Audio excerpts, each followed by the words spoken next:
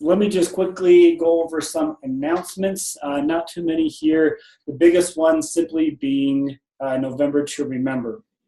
So hopefully you guys have signed up and you've encouraged your team to sign up. This is the early bird promotion week, where if you sign up this week, you get entered in to win lots of prizes. We just got a whole box of double time swag and apparel and DVDs and all these things to give away for November to Remember. And it's super easy. It's just you and one other person, obviously without the rank hiding and without the rank of diamond, and it's just the two of you helping each other out, getting as many double times challenge packs as possible.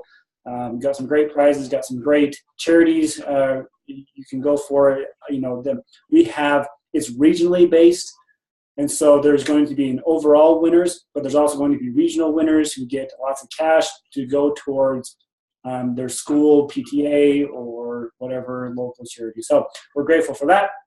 Make sure you guys push that. Registration closes just after leadership. I think it's November 6th, but we want to get that as many people in now so you can start strategizing for the month of November. Any questions in regards to November to Remember that you guys have? No. And then just making sure that you guys are putting plans together in place for the end of the year. I cannot believe that October is almost over. That is nuts. And if October went this fast, November, December are going to go even faster with the holiday season in place. Don't let time just pass by. We need to make sure we are doing things on purpose, that we have things set up, scheduled, ready to go, so that we end the year feeling successful, so that we end the year feeling like we are ready to tackle 2018, because at the January Super Saturday, lots of new announcements coming out, lots of things that we hope that you guys will enjoy. I don't know all of them just yet, but we are switching up a few things here and there in an effort to make you guys happy and help you guys out. So excited about that. Okay, so the purpose of this mastermind call today. So if you remember last time, what I had you guys do was to come on and introduce yourselves and kind of just say, here's what's working in my business, and here's maybe an area of struggle for my business. And it was across the board. So I do a mastermind that day. It was unanimous, and it's no surprise what the struggle areas were. I did like there were different strength areas, but as far as struggle areas go, it came down to how do I get people to work? How do I find people who want to work? How can I attract those people who work the business and so forth? Which didn't really surprise me. This last weekend, I went out to Delaware and to Baltimore, and I did one-on-ones and leadership visits out there. And while I was out there, you can guess what the topic was 100% of the time. It was, how do I grow my business? How do I get people to work? How do I find business builders? It's the exact same thing. And so while there's best practices surrounding those ideas, I have found in my experience something, and I'll bring it up after I have each of you talk what my point is. But the homework assignment I gave each of you was to come to this call prepared to talk about someone who has been influential in your lives, someone who has shaped you into who you are today for the better, a mentor of yours. And I want you to simply tell us who this person is and why and what they've done that as to the reason why you really look up to this person. I've done that. So yesterday was my first day trying it, and it worked really, really well. Be vulnerable. I don't have tissues, but I have Purell. So if you need Purell, I got Purell for you. But that's all I got. So let's just put it out there. I want you to tell us who you look up to, who is your mentor, who has shaped you into who you are today, and the reasons why. And we'll just go around, and then I'll do mine at the end, and we'll draw some points out. So, Leanne, you jumped on first. Let's have you go first. Okay. I was thinking about this. I mean, I think different parts of my life, different people have molded me into like what I've become. But I guess I would think back to whenever I was in like high school. Um, I was part of a youth group that I went to. I went to a church, but ours was very small, didn't have a youth group. So I went to my now husband, who was my boyfriend then, and I went to youth group with him. And our youth group leader, it was a college student, and she ran it with her then boyfriend, now husband. Um, and she was young and influential in the sense that, I could, she was outgoing, I was shy. She had a good relationship with God, and I wanted that. And I don't know, I saw the way that she worked with her boyfriend, who also taught us about, church and God and servicing. And she took us on a mission trip to Washington, D.C.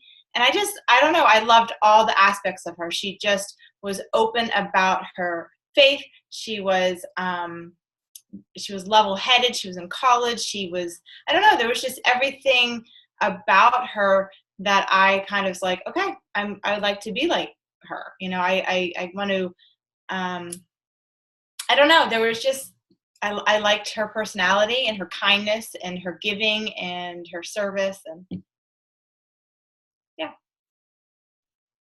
Okay, so answer me this, and I forgot to mention this one thing. How have you, based on that, which is great, I love that, I'm very influential, I can tell. How have you tried to implement those things in your team based on that? Yeah, I mean, just being there so she would talk to me about anything. And so like, I want to be able to be there for my team, whether it's about coaching or a relationship, or if it's that unity of team instead of just like business, business, business. I want to be able to have them to feel that there's a connection, because I think when there's a connection, then they want to work with you. They want to have a unity, and that's how you move ahead. Perfect. And then for the rest of you, hopefully I want you guys to be writing some of these things down as well, some of the points that maybe stick out to you as each of us talk. I want you guys to write those down because we're going to come back to those. Thank you, Leanne, for sharing that. Janet, let's have you go next. Okay. It's funny because when I read it over, I'm like, boy, I don't think of one person in my life right now that is that like role model or mentor. I really don't feel like I have that at this point. But if I go through my life, it's sort of similar to what you said. There are people that kind of came back to me. So it was my grandfather when I was really young.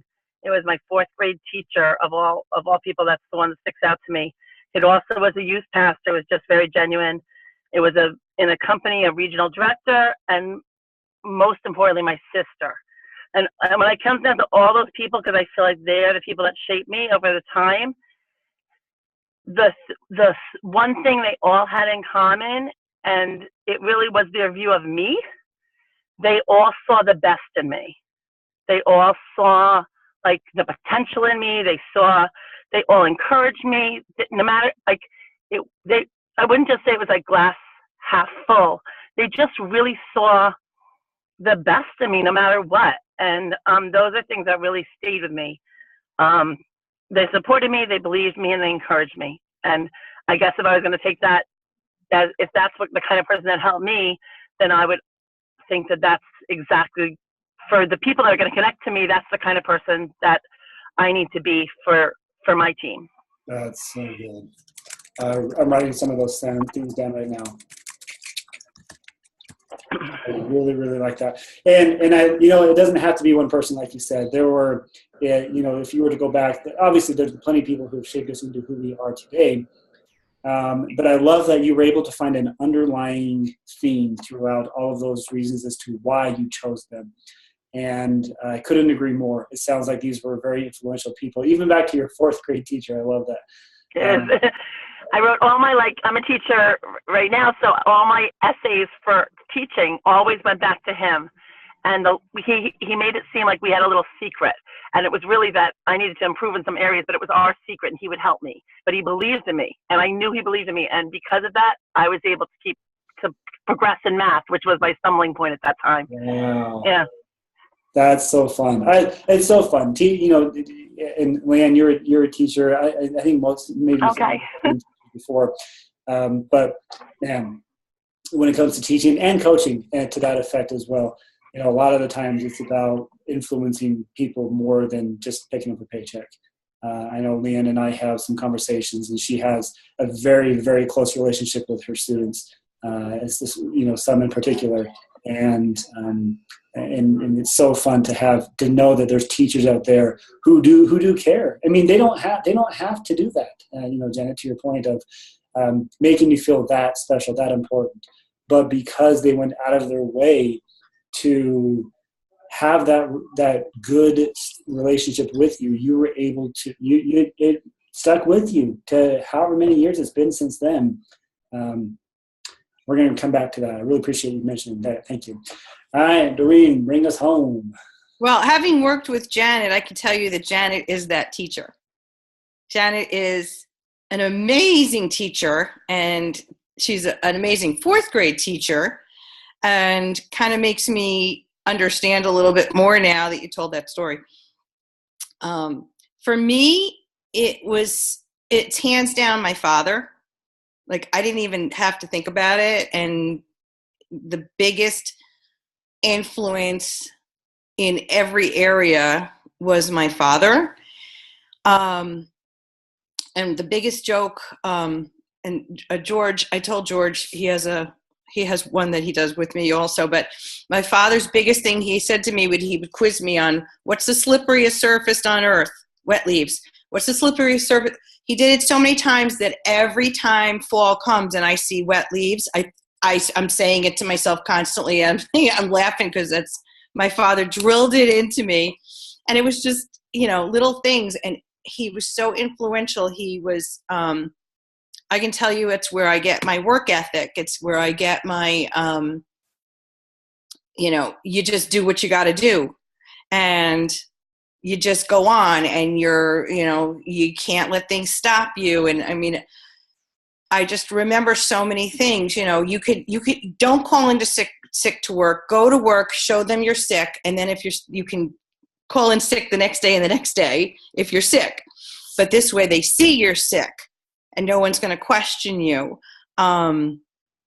You get up when you're looking for a job. You get up in the morning. That is your job. Like different things. A lot of different things, just so many different things, but it's you keep going, you don't give up. It's not the first time you're going to fail. It's not the last. And you just keep doing it. And what I realized that's how I work. You just keep going. And if life gives you problems, you just keep going. And I just keep going on my team page, and my team page could be very quiet, or it could be dead, or it could be, it doesn't matter, because I'm going to do what I'm going to do, and I'm just going to show them what I'm doing. And that's it. And eventually there'll be, not just Janet and her team, there'll be a whole team of people working, but I've had a lot of workers quit. I've had 3 people quit, 1 away from Diamond. And, it's like an, oh, well. And this month I'm struggling with Success Club. I can't even tell you. I just got a message from 2 of my only points. And she said, how do I get a refund? I can't take this chalky taste. I started out with -2. She made me 0.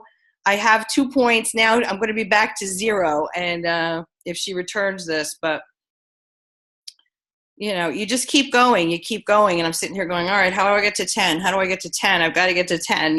It's just, you just keep going and you never give up. Yeah. Thank you for sharing that. Okay. My turn. Let me share with you my influential individual. Mine as well happens to be my father. So we were in our family, we weren't allowed to date until we were 16 years old. That's kind of the rule. We can have friends of the opposite sex, no problem, but couldn't go on dates or couldn't go to any of the school dances until we were 16 years old. And so when I turned 16, you better darn believe I started dating people. I got a girlfriend fairly quick, and which happened to be my wife today, which is great. But my dad saw flags going up fairly quick, like, holy cow, yeah, I told you to date when you're 16, but you're moving at the speed of light here. And so one of the things that I loathed growing up from 16 to 19 were talks. I hated having talks with my dad because anytime that he or I were alone in a room together, I would try to get out because I know it would eventually end up in a talk. But through these horrific and painstakingly drilling talks, we had a level of trust. And believe my father and I, we never had a bad relationship. We've always had a great relationship. It was always Kevin, I'm a little bit worried about you. Let's talk it out. I want you to tell me about how things are going. Whatever it may be. All clean, hands in the air, feet on the floor. Everything was good still. But it was I want to make sure that things are good with you and this girl. But over time, even though I didn't like these talks, my father and I had a great level of trust between each other, to the point where, yeah, I still had a curfew. I did. But I knew if I obeyed my curfew and something came up where, if I needed to extend it for whatever re-party or whatever, he knew that if it was an okay thing, that I would say, yeah, just another half hour or whatever it may be, and I would be home within that half hour. I never wanted to lose his trust, even to the point where I didn't want to be 1 minute late for my curfew, because I didn't want to lose that level of trust between us, because I wanted to maintain my privileges. So which turned out to be awesome. And yes, a hot dog, I married my wife. And so it was a great thing, but it was, that belief, that trust, that level, that if that didn't exist, who knows where I would be today, but I'm grateful that he was able to keep me on the old straight and narrow through my teenage years.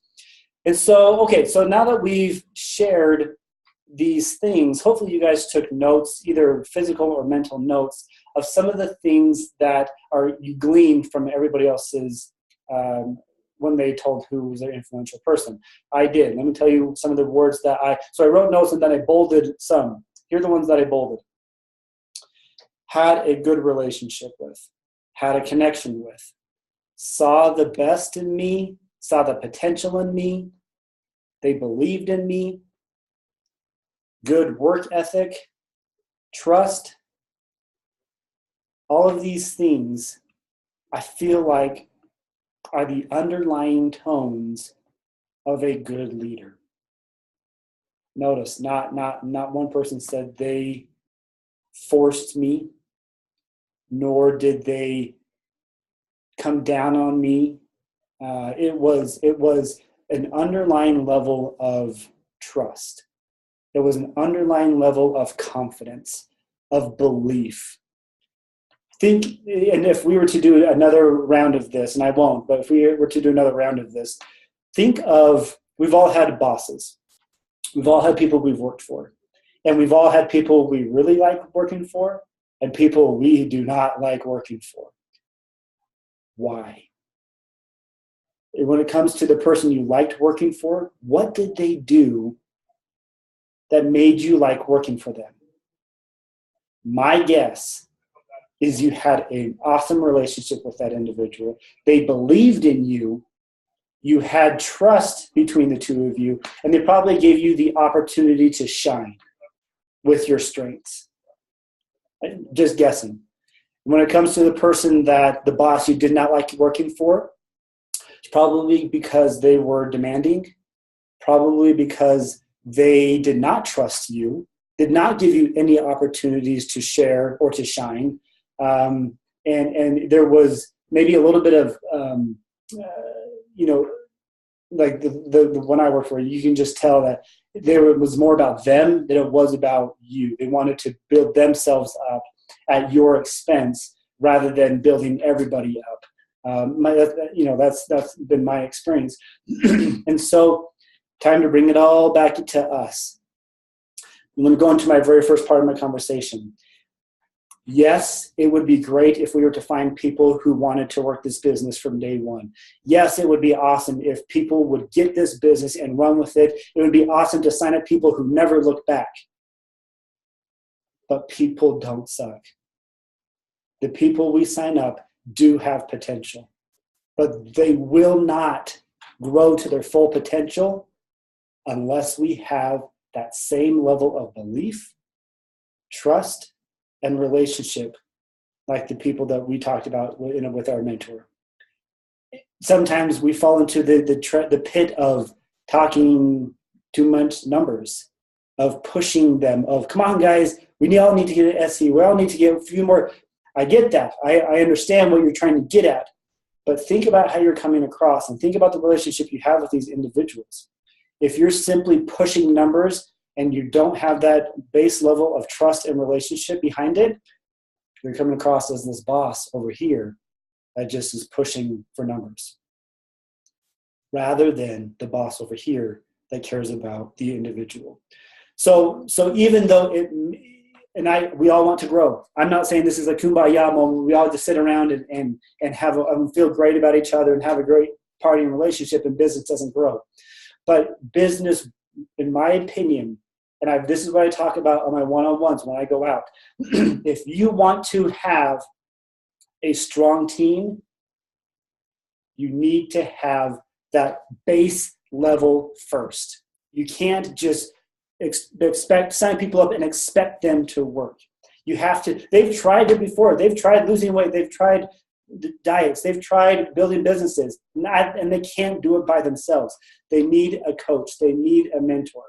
And so let me propose to you that success is based and capped by your leadership and nothing else. You need to treat your business as if it all depended on you and nobody else.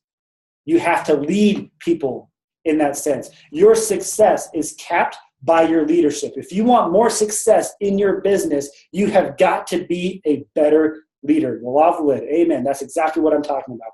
If you want more success, become a better leader. Then you'll have, then you're capped here, then you need to keep improving you as a leader, not expecting more out of the people that you lead. You need to expect more out of you. And if things aren't going the way you want, you can only point the finger in one direction, right back here. And that's the same for me as well. We do the exact same thing. I know some of this is kind of a little harsh reality, but going back to the people who have influenced you, who have mentored you, who you have so much respect for, it wasn't that bad boss.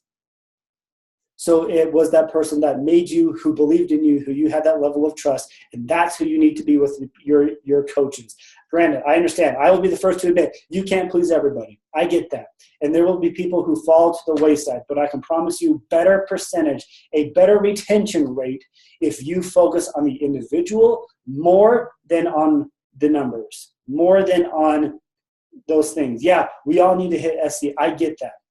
And I will always raise my hand as far as the first thing you should always be focusing on is acquisition. Always getting people to say yes, because you need to grow your business. But once they join your team, guess what?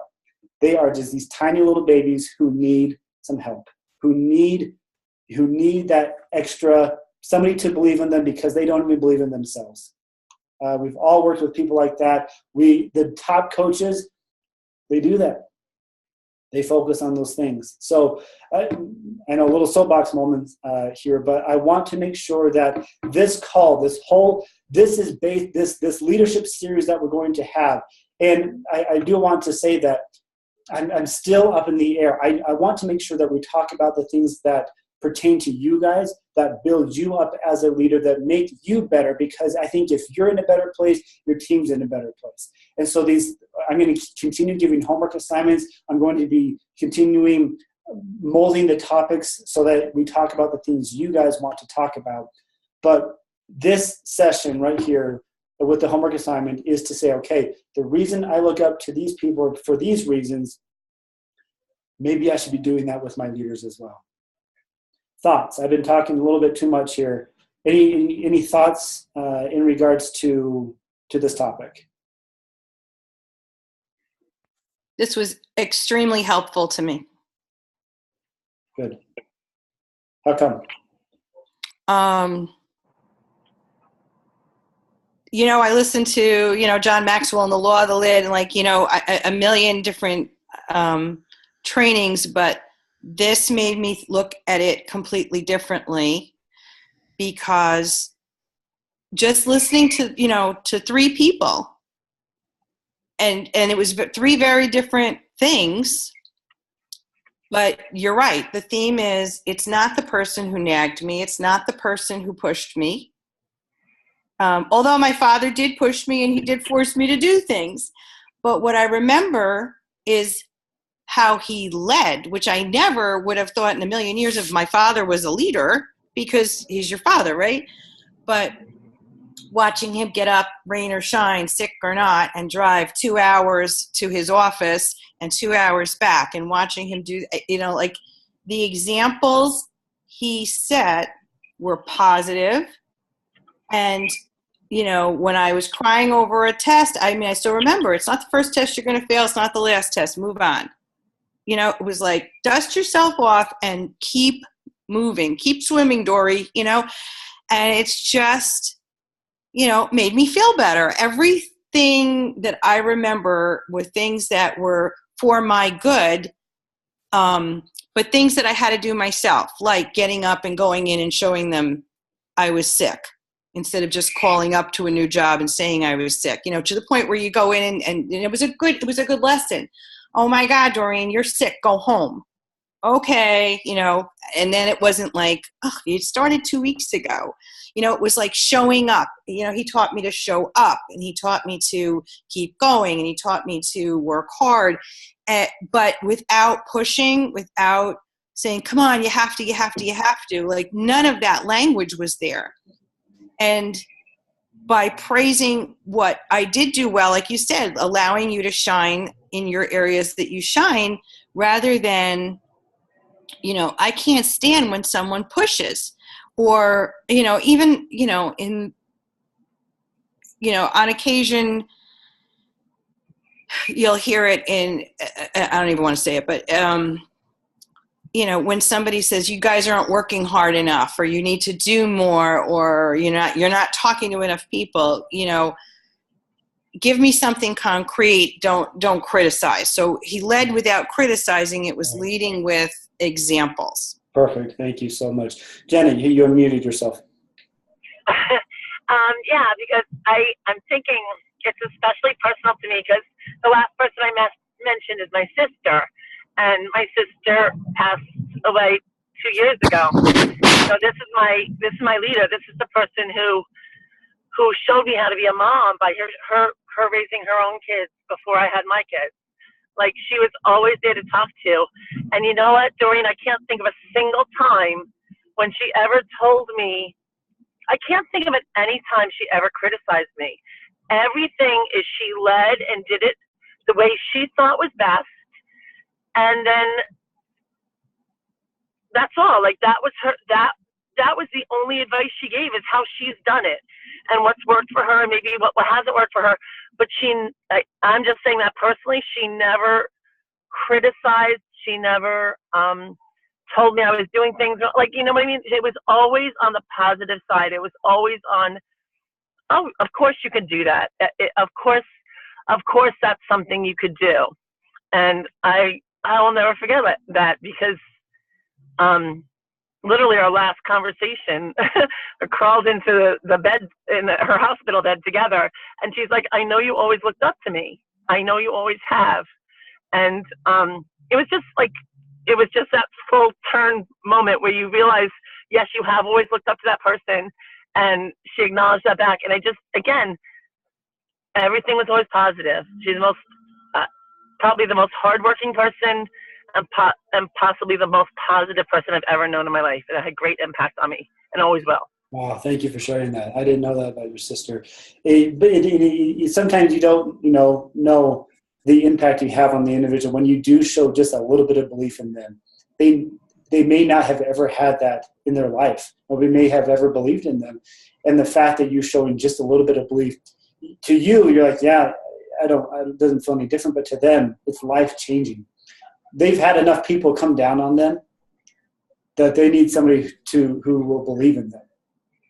And that you can be that person to these individuals. Leanne, any thoughts? No, I just, just how you're saying, like, I never really thought of, like, Jen, the youth pastor. She did. She saw the things that I didn't see in myself and made me grow into who I should have been, So, yeah, I it's kind of neat to you connected that. So while we will talk about best practices, while we will talk about things that can make us better, today's session is about how can we be a better leader? How can we become more influential? How can we gain more trust and confidence in the people that we lead? And kind of looking inward rather than expecting others outward expectations. So anyways, sorry, I didn't mean to go super deep on this one, a little reflective, but this may be something you may want to do with your team as well. I think a lot of times we think we're leading the best way we know how, but when we do these little reflection moments, like, but the person who I liked working for did this, let's make sure we do those things. It's probably a hard thing to do. It does take a little bit of effort, and it may take a little bit more time, but we are shaping people into who they can fully become.